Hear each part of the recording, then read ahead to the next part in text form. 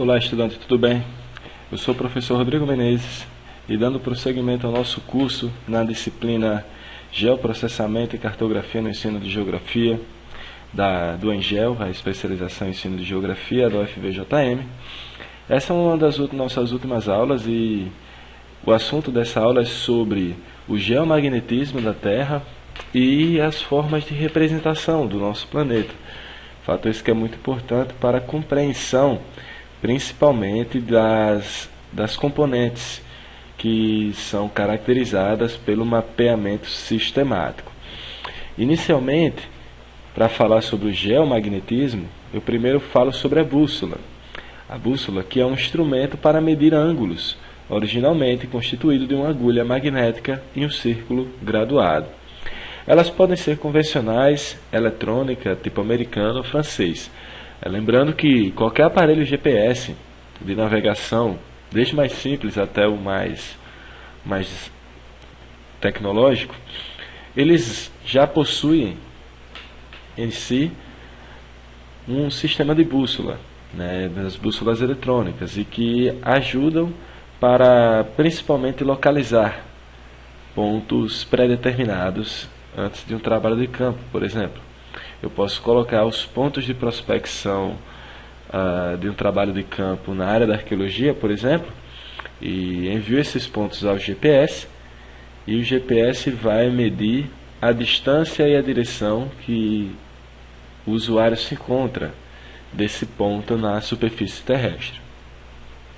A bússola convencional do tipo americano, ela lê-se em rumos, com os quadrantes definidos, e a do tipo francês lê-se em azimuts, com graduação de 0 a 360 graus. Isso vai depender principalmente do modelo que você está utilizando. Geralmente se utiliza o modelo que é lido em rumos, com os quadrantes definidos do tipo americano.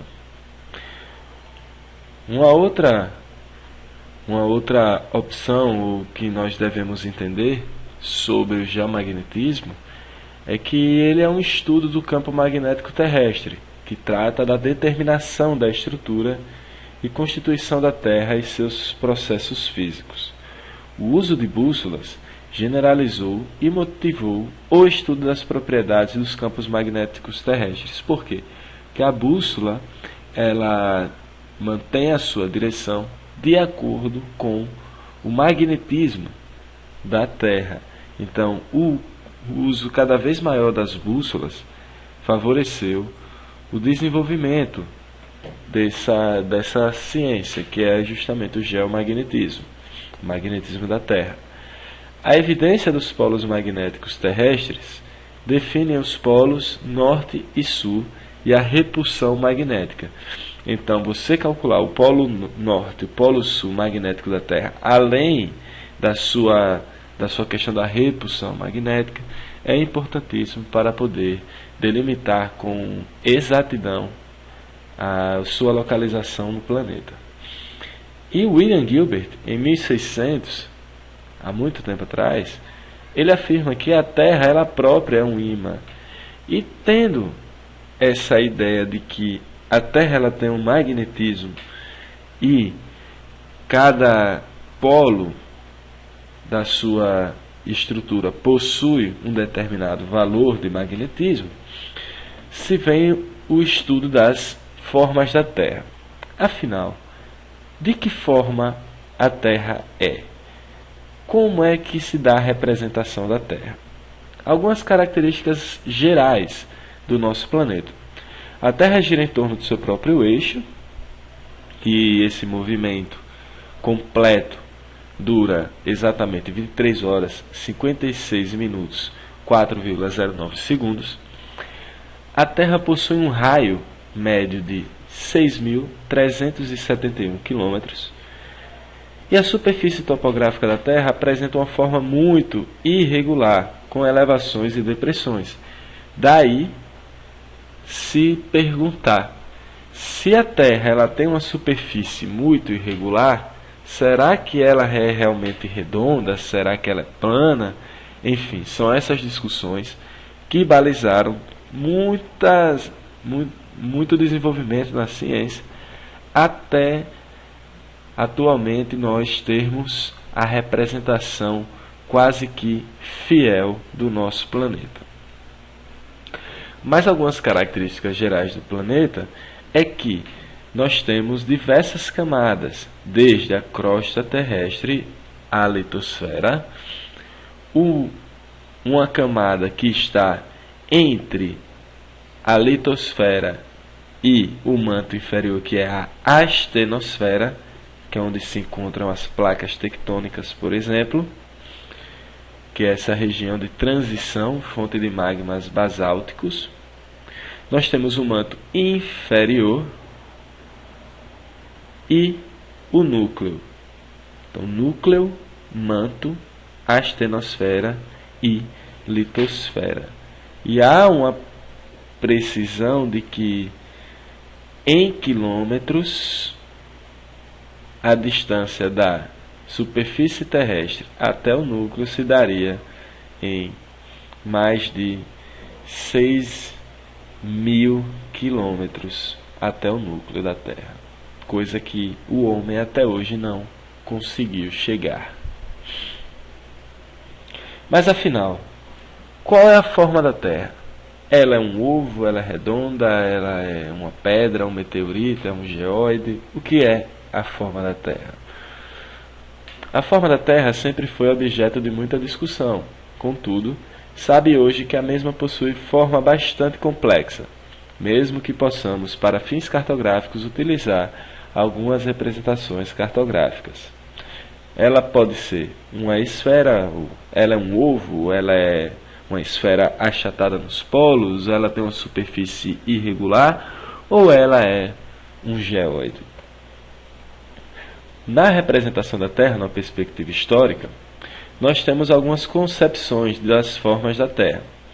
A plano retangular, da fase mitológica medieval, em que se acredita que a Terra é plana, e a concepção esférica, que surge com Pitágoras, Aristóteles e Eratóstenes. Há a concepção da Terra como um esferoide, com um certo achatamento nos polos, isso por volta dos anos de 1700, o elipsoide de revolução de Newton, do século XVIII, e, por fim, o geóide do Gauss, proposto no século XVIII, e que hoje é a concepção mais aceitada para se compreender a forma da Terra. Mas o que significa o elipsoide? O elipsoide é uma teoria sobre a superfície terrestre que considera o movimento de rotação. São utilizados como aproximação da forma irregular da Terra com o achatamento dos polos. Já o geóide é um modelo físico da forma terrestre considerado a figura física da Terra. Coincide a superfície terrestre com o nível do mar, então o que está do nível do mar acima é chamado de superfície terrestre. E a superfície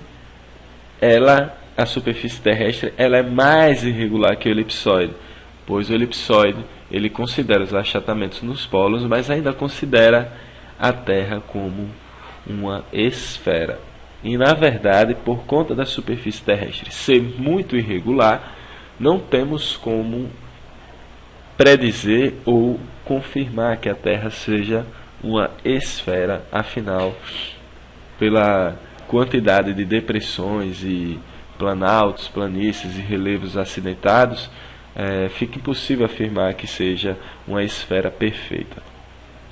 Segundo o conceito introduzido pelo matemático alemão Carl Friedrich Gauss, a forma do planeta é o geóide, que corresponde à superfície do nível médio de um mar homogêneo, a ausência de correntezas, ventos, variações de densidade da água, etc. Não se considera essas situações, apenas o nível médio do mar, supostamente prolongado por subcontinentes.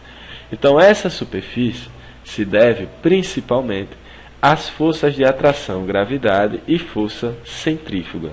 Afinal, essas duas forças agem no planeta. A força do movimento de rotação em que se chama força centrífuga, e a força de atração da gravidade. Ela é responsável pela irregularidade da nossa superfície terrestre.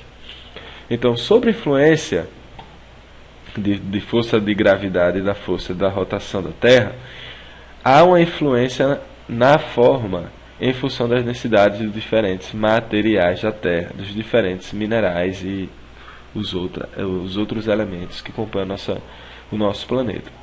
A superfície topográfica, ela é a forma verdadeira da Terra, com suas montanhas, vales, oceanos e outras incontáveis saliências e reentrâncias geográficas. É a superfície física de existência real, onde são executadas as medições e observações cartográficas. Então, aqui nós temos a forma real da Terra, em que, nesse caso, nós temos a superfície topográfica e as aproximações do geóide e do elipsoide. Então, percebe-se que o geóide ele tem uma representação um pouco mais aproximada da realidade topográfica da nossa superfície terrestre.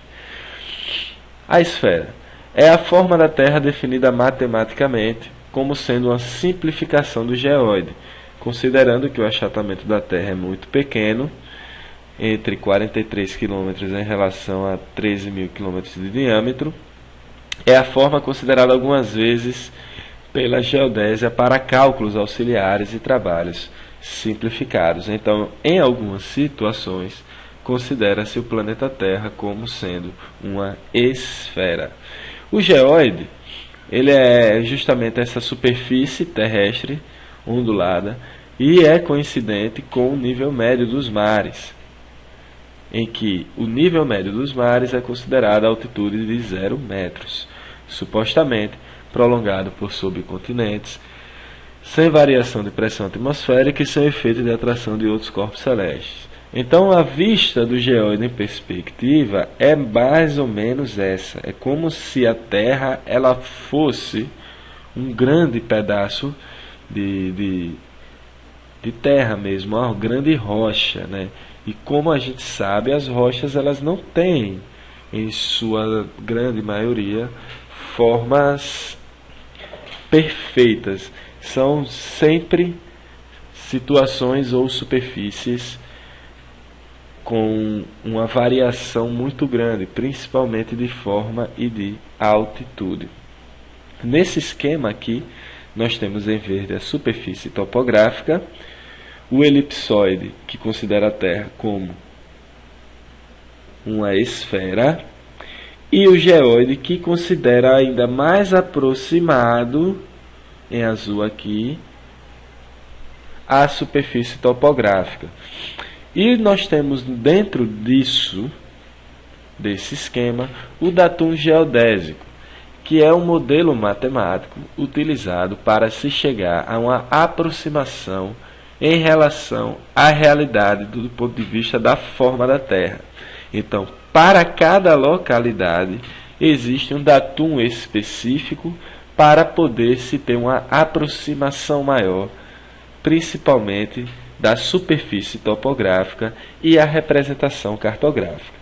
O datum ele pode ser horizontal, vertical ou ambos, e serve como referência para todos os trabalhos geodésicos. E o datum, como eu falei, é um modelo matemático da Terra que se aproxima da sua forma, possibilitando cálculos consistentes e precisos. O datum é a materialização física do modelo matemático, pois é representado por marcos geodésicos, podendo ser altimétrico ou planimétrico. E esses marcos geodésicos eles estão distribuídos na superfície terrestre para auxiliar na amarração, na aproximação do modelo à realidade. Então, em algumas localidades é possível até visualizar esses marcos físicos na superfície terrestre. No site do IBGE, por exemplo, você pode ter acesso à localização da maioria desses marcos geodésicos, né, em que são disponibilizados de forma gratuita pelo Instituto as localizações exatas e precisas da maioria dos marcos geodésicos brasileiros, os principais de referência. Altimétrico é quando é o ponto de referência para as altitudes. Em geral, é o geóide, ao nível do mar. Diferentes redes de datum, elas vão existir. Por exemplo, nós temos o CIRGAS, o SAD, o WGS, a rede estadual, rede GPS do estado de Sergipe e diversos outros estados também possuem, entre outros. No Brasil, atualmente, usa-se por norma e legislação o CIRGAS 2000. Então, só para revisar, o datum, a diferença entre eles, são baseadas em modelos matemáticos distintos da forma e dimensão da Terra e do fator adicional da projeção, seja por razões históricas, seja para garantir uma representação gráfica mais proporcionada, mais aproximada. Tomando como exemplo o Japão, onde se usa um ponto de projeção que não está no centro da Terra, mas em algum lugar sob o Japão. Isso permite, numa menor distorção, uma projeção de uma esfera sobre o plano quando o Japão é representado. Mas, no entanto, o uso dessa projeção para os Estados Unidos resultaria em um mapa muito estranho. Por isso que existem-se vários modelos matemáticos de representação da superfície terrestre, vários datums, e cada um tendo como referência a sua localização. Por exemplo, o CIRGAS 2000, que é norma no Brasil, tem como centro de referência as Américas. Isso facilita a aproximação, a acurácia da informação em relação à realidade. E aí, justamente, novamente, a diferença entre a superfície topográfica, o geóide e a representação do elipsoide. Agradeço a atenção e a paciência até o final desta aula. Em breve disponibilizaremos também as aulas finais do nosso curso da disciplina Geoprocessamento e Cartografia para o ensino da Geografia. Até a próxima. Tchau.